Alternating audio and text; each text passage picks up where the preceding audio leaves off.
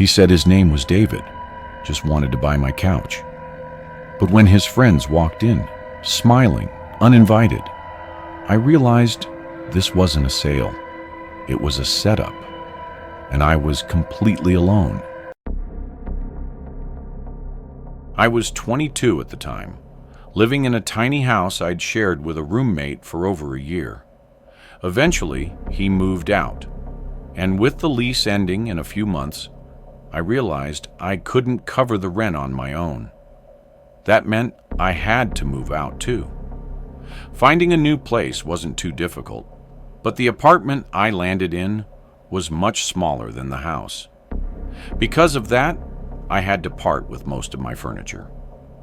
The couch, though, was practically brand new. My roommate and I had bought it just over a year ago when he moved in, and tossing it to the curb felt like a waste, especially since I could use some extra cash for the move.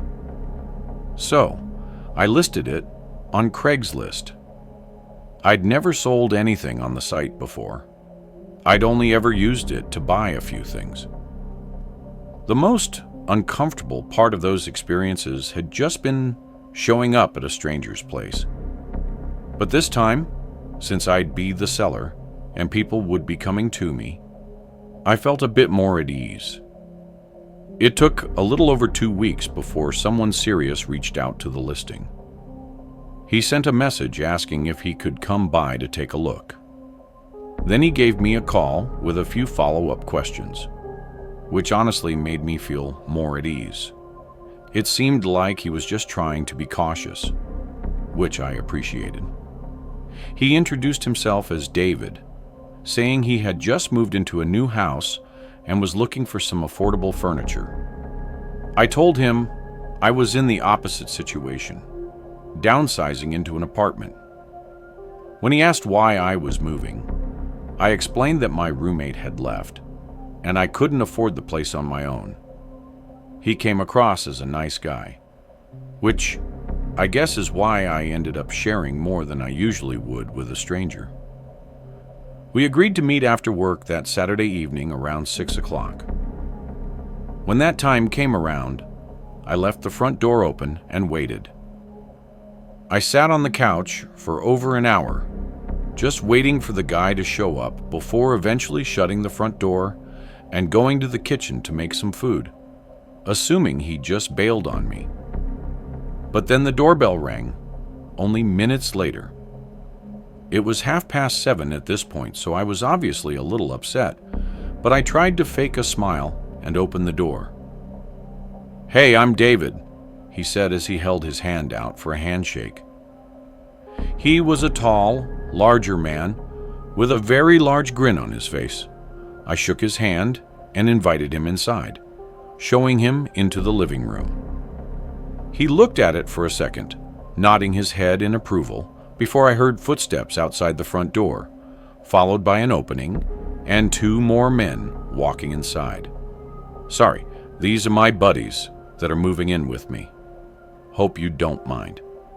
"Oh yeah, that's fine," I said nervously, knowing that there wasn't much I could do about it. Honestly, I was starting to get really uneasy though, and had a bad feeling in my gut. I tried to not think about it, telling myself I was overthinking it, but my feelings would not suppress. David walked to the other side of the couch and knelt down a bit as if he was inspecting something. Then he stood back up. "What's this over here?" he said, pointing down at the side of the couch.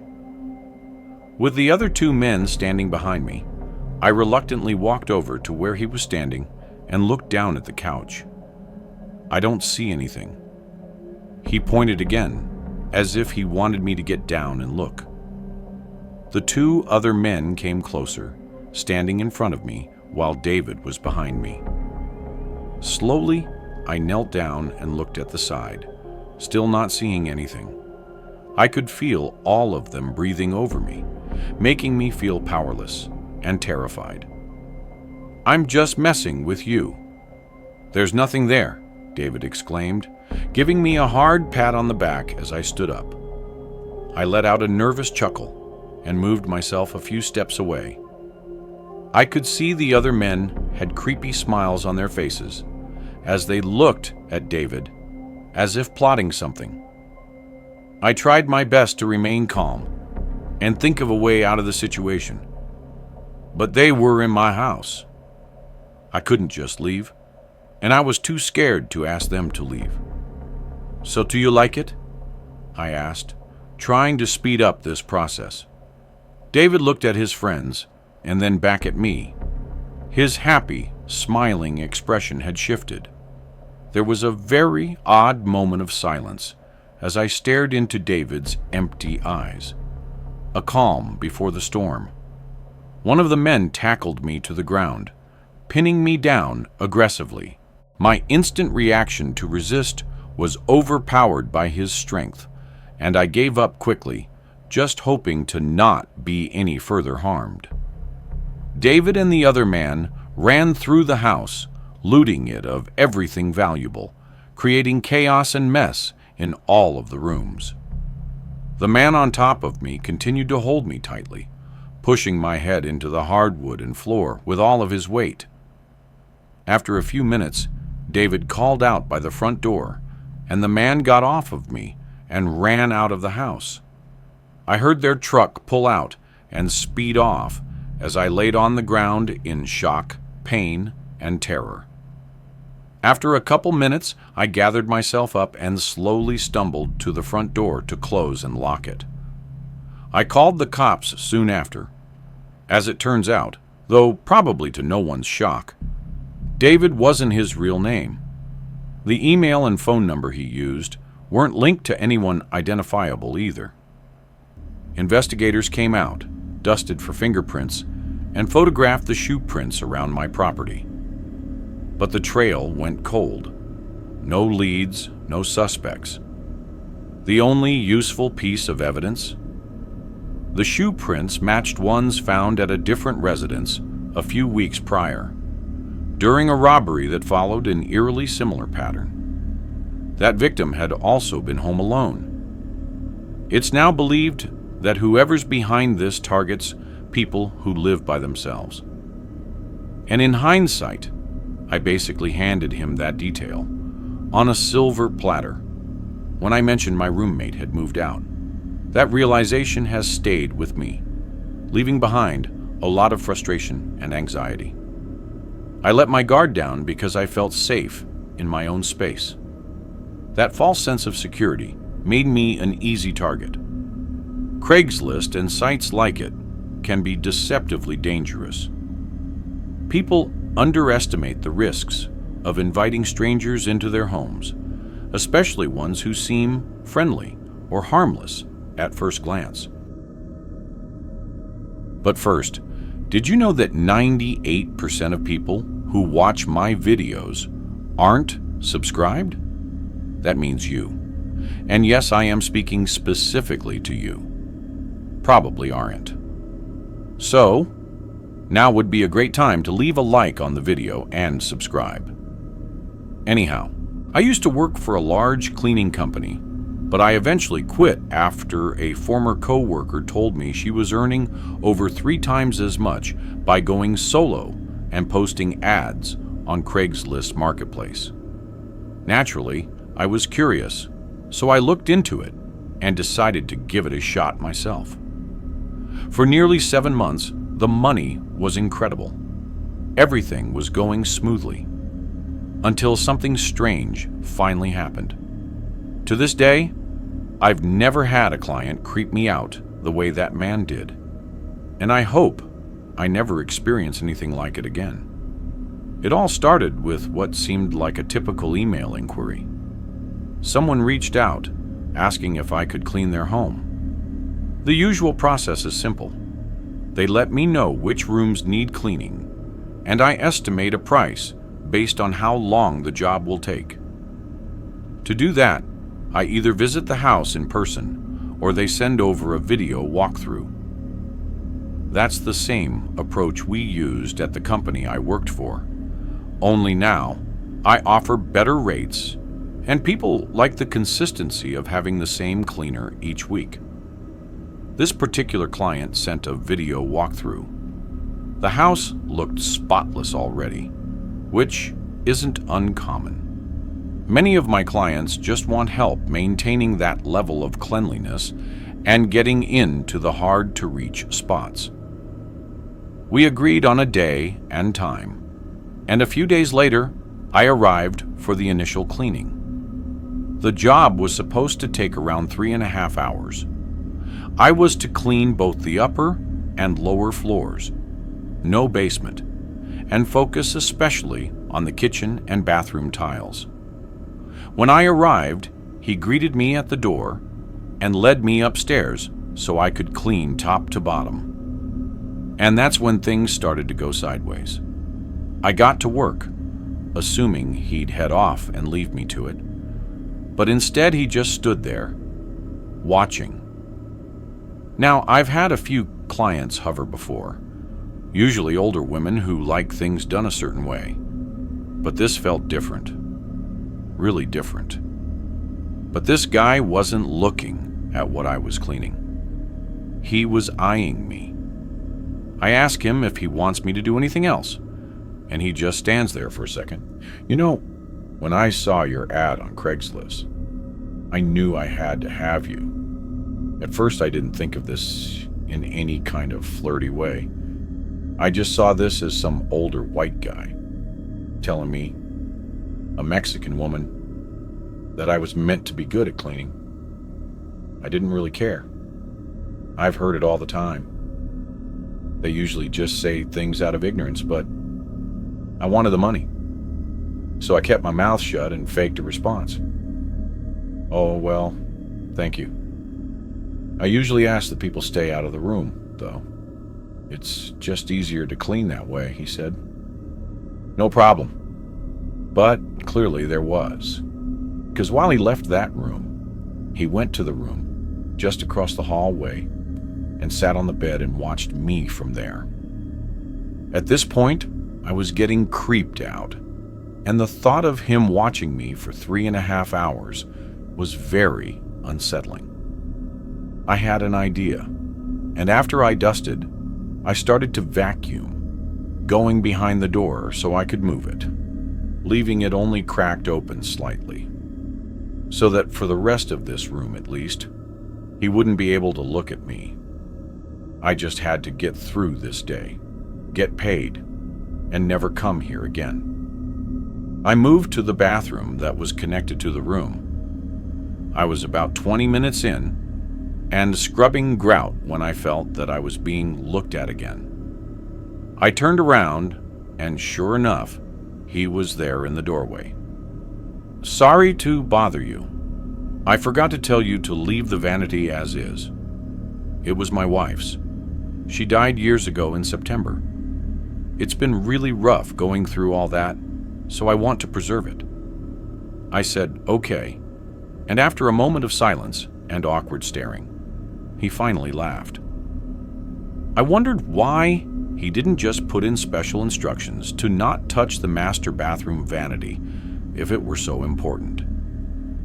But as I was cleaning around it, I noticed there was some makeup on the counter that I knew had only come out a few years ago. This was 2017, and he said his wife died in 2009. But the makeup lying on the counter had a few products that came out no earlier than 2015. And I knew this because I was excited when they came out. And for what it's worth, if this vanity had been preserved, it would have looked a lot worse. If I wasn't sketched out before, I definitely was now. Thankfully, for the rest of the time I was upstairs, he didn't look at me or talk to me. I was dreading going downstairs, but I was halfway done and just needed to get the rest of it over with. I got to the kitchen and started there. From the kitchen, you could see the living room, and again, something was off. This guy had 0 pictures hanging up. I've cleaned so many homes, hundreds at this point, and I've never seen a house with no pictures. Even people that lived alone had at least holiday cards of other people's families on their fridge. I don't know why it freaked me out so much, but it did. And right when I decided I was just gonna do the rest really fast and cut some of the cost for him, he appeared in the archway and asked if I could do him a favor. I hesitantly asked what, to which he said he knows it specifically says no basement, but he forgot he's having guests over next week, and that was where the pool table and everything was, and he just wants it quickly vacuumed. I told him I was on a really tight schedule and wasn't sure if I could do it today, but maybe next time. He then said I could skip the dining room because it's never in use and just do the basement floors instead. I responded explaining that I could come back tomorrow and do the whole basement instead of just the floors if he wanted, just trying to push it off a little bit. But this was when his whole demeanor changed. He started to get really weird and said that he just wants the floor done and he couldn't understand why I wouldn't just do it today. He went on to say that he and his wife really needed the floors done down there. His wife, the one that had died years ago. That was the moment I realized that this guy was clearly trying to do something horrible, but I didn't know what. I told him, if I have time, I will. Well, can I just show you what needs to get done down there? It won't take long. Just really quit. Knowing he wasn't going to stop, I pretended to get a phone call, so I went to the other room. I then called my friend to explain what was happening. He was still watching me carefully, so I spoke in Spanish, praying he didn't know any. She agreed to drive to this address and make sure when I left, he didn't try to follow me, or worse. I got off the phone and told him that I had a family emergency and I could come back tomorrow to finish everything, which was obviously a lie. He looked at me with the coldest look on his face and replied, "Don't bother." Then he walked upstairs while I gathered my things. I knew I wasn't going to get paid, but at this point I just felt lucky to leave.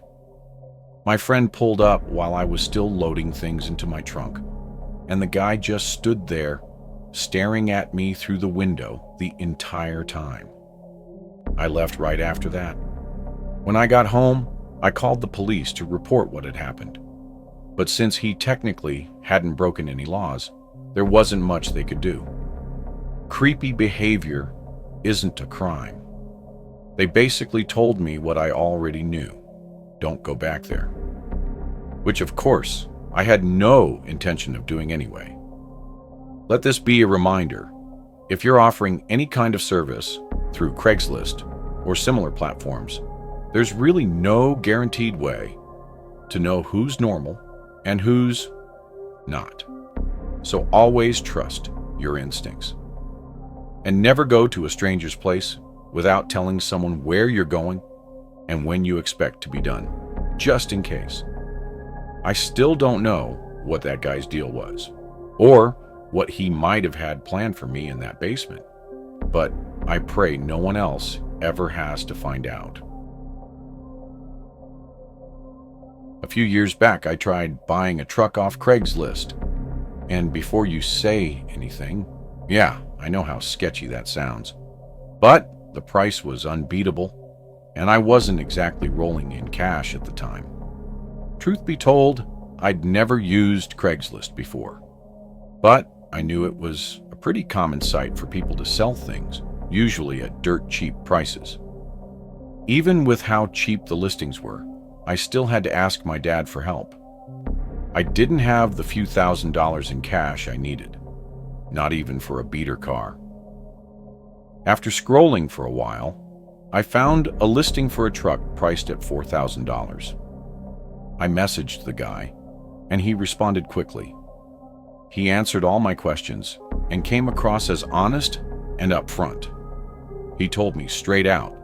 It wasn't much to look at, but it ran reliably and would get me from point A to point B. Sounded good enough. We agreed to meet at a Burger King that was about halfway between where we both lived. I arrived first, taking an Uber, and he pulled in just a few minutes later. We talked for a bit, and he gave me some more background on the truck. Mentioned a few minor issues it had in the past, but nothing major. Honestly, I couldn't afford to be picky anyway. Naturally, I asked if I could take it for a test drive. He said sure, but suggested we go to a quieter parking lot nearby where I could drive it around without traffic. I didn't think much of it and reached for my phone to call another Uber. But he said it was just across the street and we could ride together. I hesitated, but I didn't want to come off as rude. I'd never done something like this before, so I figured maybe this was normal. Looking back, I should have trusted my instincts and told him to forget it. But I was young, and he was older. Something about that made me lower my guard. As I got into the truck, he casually asked if I had my driver's license on me. Weirdly, that made me trust him even more. He seemed genuine. He started driving, though we went a little further than across the street, probably a few blocks away from the Burger King to this empty parking lot away from the main road, which was the first red flag to come up, even though it should have been the second or third. "All right, let's switch," he said, putting the car in park. As we were passing each other around the car, he threw me the keys, saying heads up, but they landed nowhere near me. I mean, I would have had to dive into the concrete to catch them. Awkwardly, I went to pick them up, and just as I bent down, I felt the weight of his foot slam against my side, and before I knew it, he was on top of me, ripping my wallet out of my back pocket and running back towards the truck.